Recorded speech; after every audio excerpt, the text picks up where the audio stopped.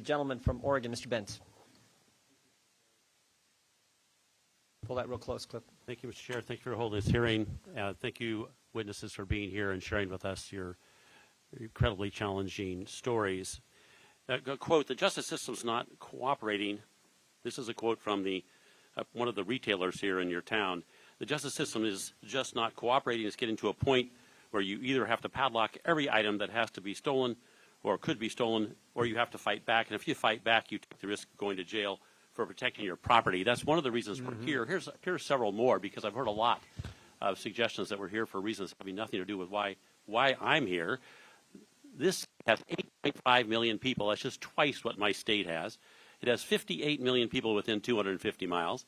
It is 4 million larger than our next largest city, which would be LA. It has a GDP of $1.56 trillion. This is an asset we should be doing everything to protect, and particularly the people within it. Mr. Holden, drawing your attention to the next to last paragraph in your testimony, it appears that you believe that we in Congress can actually do something. You actually talk about what we might do.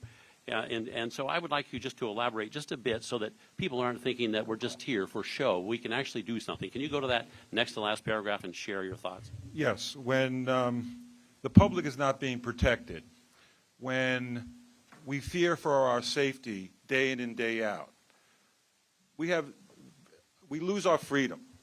And if Congress can't do something, then I don't think anyone can.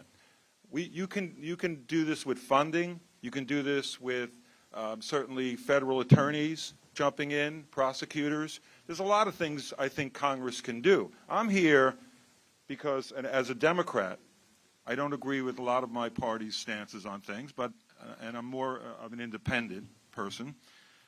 But I've been on 6 years in the city council, and they've never held a hearing on victims' rights.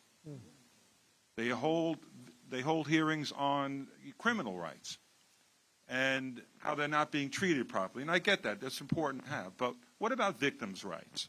6 years on the city council, on the Public Safety Committee, not one hearing. Mr. Holden, I'm going to interrupt if I may. I'm going to stick with you, though, because you also say in your letter, and this is a response to Ranking Member Nadler's questions about percentages and crime reduction, but you note in your testimony about cherry picking of statistics. So I want you to talk about that for just a second.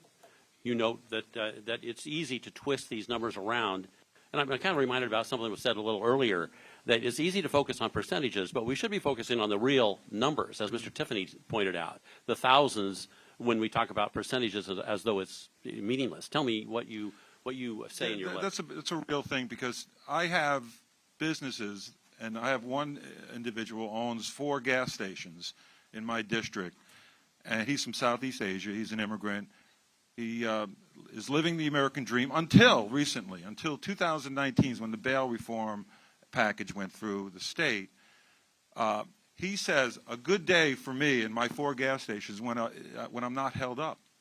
We consider it a good day. He's losing $2,000 or $3,000 a day in the 4 gas stations with petty theft and being held up.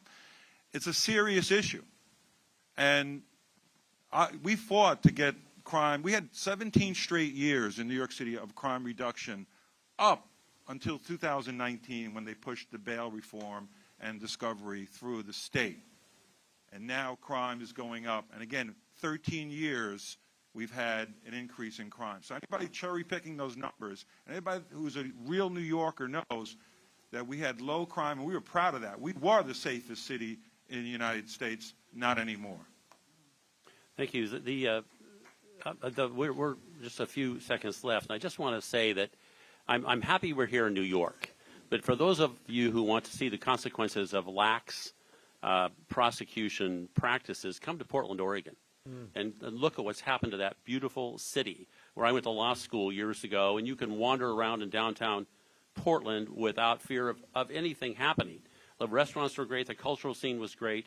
In the last 3 years, that has changed so dramatically. It is ridiculous. And if you want to see what happens when you don't prosecute people for throwing bricks through windows, starting fires in downtown, running everybody else out, come to Portland.